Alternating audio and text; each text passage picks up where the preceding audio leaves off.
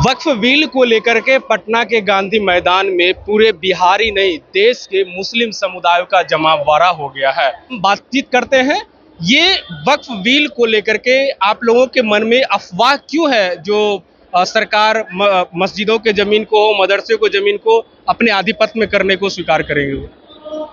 असल में जो है आपके चैनल के माध्यम से बताना चाहते हैं कि हम लोगों को जो है अफवाह नहीं है ये। असल में ये संपत्ति जो है मुसलमान धर्म के जो लोग पूर्वज है वो दान में दिए हुए ज़मीन है और ये अल्लाह के नाम पर दान दिए हैं और हर चीज़ को लोग बर्दाश्त कर सकता है, लेकिन कोई इस्लाम पर ख़तरा आ जाए तो उसको जो है कभी भी जो है मुसलमान बर्दाश्त नहीं करेगा। और मुसलमान ही नहीं कोई भी इंसान जो है किसी भी इंसान को जो है अगर उसके धर्म पर जो है आघात पहुंचेगा तो हमको लगता है कि वो बर्दाश्त नहीं कर पाएगा। और देश के जो प्रधानमंत्री है आदरणीय नरेंद्र मोदी जी उन्होंने जो है वक्फ बिल कानून ला करके हिंदुस्तान को तोड़ना चाहते हैं, आपसी भाईचारगी को तोड़ना चाहते हैं। निश्चित रूप से जो है आज जो गांधी मैदान में लोग जुटे हैं ये केवल मुसलमान समुदाय ही नहीं बल्कि इस बिल के खिलाफ में जो है जितने भी इस देश के जो है समाजवाद विचारधारा के लोग हैं जो अमन चैन चाहते हैं वो तमाम लोग विरोध कर रहे हैं इस बिल का। लेकिन आप लोगों के मन में आखिर ये शक क्यों है कि जो ये बिल आने के बाद जमीनें आपकी चली जाएगी? सरकार के मन में ऐसी तो कोई बात नहीं होगी जो भाईचारे का विरोध करेगी, ये बात तो सरकार कभी नहीं चाहेगी। नहीं, असल में है कि ये कानून ही ऐसा है कि जब यह कानून पास हो जाता है तो कहीं न कहीं जो है पूरा जो है उस संपत्ति का जो अधिकार जो है वो सरकार का हो जाएगा और फिर सरकार अपने हिसाब से काम करेगा। और ये संपत्ति हमारी जो है पूर्वजों का पर्सनल संपत्ति है। हम तो सरकार को कहते हैं कि अगर संपत्ति की ज़रूरत है तो हिंदुस्तान के मुसलमान पूरी संपत्ति उनको देने के लिए तैयार है, लेकिन वक्फ बोर्ड के माध्यम से वक्फ बोर्ड की ज़मीन देने के लिए कतई तैयार नहीं है। ये फिर आखिर क्यों डर का है? आपको तो मानना चाहिए आप जिस जगह पे जिस राज्य में रहते हैं जिस देश में रहते हैं उस सरकार के लिए सभी किसी भी समुदाय के लोग आपस में समान होते हैं। वो तो पर्सनल मुस्लिम समुदाय के संपत्ति पे आघात आखिर क्यों करेगी? ये भी तो सरकार सोच रही होगी। ये तो जो है आदरणीय नरेंद्र मोदी की सोच है।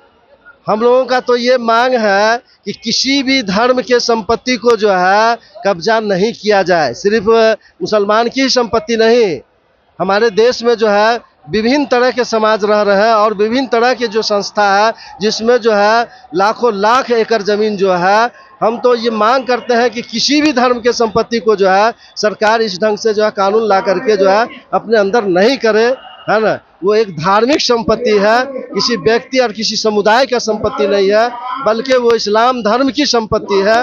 और इस्लाम धर्म की संपत्ति को जो है उन्होंने जो है अपने कब्जा में लेना चाहते हैं कानून बना करके, इसका हम लोग विरोध कर रहे हैं। मैं आपको बता दूं ये जो कानून बना है संविधान के विरुद्ध बना है। Article 14, article 29, article 20, article 26। तो आर्टिकल 26 में लिखा गया है कि हर संप्रदाय और धर्म इस देश में रह सकता है, अपना धर्म का प्रचार कर सकता है, भूमि का अर्जन कर सकता है स्वतंत्र रूप से। अब ये तो हमारा अपना जमीन है, अब इसमें लॉ बना करके कॉन्स्टिट्यूशन के विरोध में ये जो है हमारे संपत्ति को जो हड़पना चाहते हैं। तो इनका मिशन जो है बहुत बड़ा मिशन है, छोटा मोटा मिशन नहीं है। अभी तक इन्होंने 365 प्रॉपर्टी को एक्वायर किया है जो समाज को नहीं मालूम है, जिसको उन्होंने रखा है कि वक्फ की प्रॉपर्टी है वो अपने दोस्तों को बड़े बड़े लोगों को देने के काम करेंगे। तो जब भाई देश में आप ये कर रहे हैं, लॉ है, लॉ के मुताबिक चलना होगा। और आपको मैं बता दूं कि जब भी आप लॉ बनाते हैं हमारे भलाई के लिए तो हमसे पूछिएगा ना, तब ना बनाइएगा। आपसे पूछने के लिए जेपीसी का तो गठन कर दिया गया है ना, तो फिर पूछने के लिए ही तो कमेटी की बनाई गई है। हाँ, जब जेपीसी का गठन किया गया, जब वो अनुमोदन के लिए लिख करके दिया गया, कोई अनुमोदन नहीं किया गया। एक बता रहा हूं मैं, उसमें कहा गया था बाय यूजर, क्योंकि वक्फ तो बहुत दिन के बाद बना है और हम सैकड़ों साल से वक्फ को जमीन देते आ रहे हैं। तो अगर मस्जिद बना हुआ है तो मस्जिद बना हुआ है, नमाज हो रही है। अब वो क्या कहेंगे, कागज लाओ। हम कहां से कागज लाएंगे? वो बोलेंगे कि ताजमहल का कागज लाओ। ला करके कोई दे सकता है? दे सकता है? लाल किले का कागज लाओ, कोई कागज ला कर दे सकता है? वो तो हिस्ट्री है और वो है, सब कोई जानता है। तो अगर हम यूजर बाय करते हैं तो सब कोई जानता है। देखिए ये यहाँ पर ही खत्म नहीं होंगे, इनका मिशन जो है बड़ा है। लेकिन एक चीज और ना आता है कि मान लिया जाए आपके पूर्वज अगर जमीन को मस्जिद में दे दिए होंगे तो आपके पूर्वज के पास तो जमीन का पेपर होगा ना, आपके पास तो जमीन का पेपर होगा। वो आपको समझ होना चाहिए, म्युनिसिपल कॉर्पोरेशन कब बना है आपको मालूम है? आपको 70-80 साल हुआ। सैकड़ों साल पहले कोई चीज बना हुआ था? कोई रिकॉर्ड था? कोई रिकॉर्ड नहीं था। मुंह से दिया था, दान दिया जाता था। ये आपको मालूम होना चाहिए। क्या सैकड़ों साल 200 साल का किसके पास कागज होगा? और किसके पास कागज होगा भी तो सर भी होगा। लेकिन अब हम किसी चीज को इस्तेमाल कर रहा हूं, मैं इसमें पानी पी रहा हूं, मैं इस मोबाइल का इस्तेमाल कर रहा हूं, तो ये आप पे कैसे हो जाएगा? आप कहां से? मेरे पोजीशन में है और जिसके पोजीशन में जो चीज होगा वो उसी का होगा। एक बात। दूसरी बात, देखिए एक खेला नहीं हुआ, इससे कई खेला हुआ है। इसके बाद ये क्या करेंगे? ये जाएंगे किसको? चर्च के जमीन को लेंगे। ये क्या करेंगे? उसके बाद जो सिख के जमीन को लेंगे। ये क्या करेंगे? महावीरा के जो मानने वाले हैं संप्रदाय, उनके जमीन को लेंगे। ये क्या करेंगे?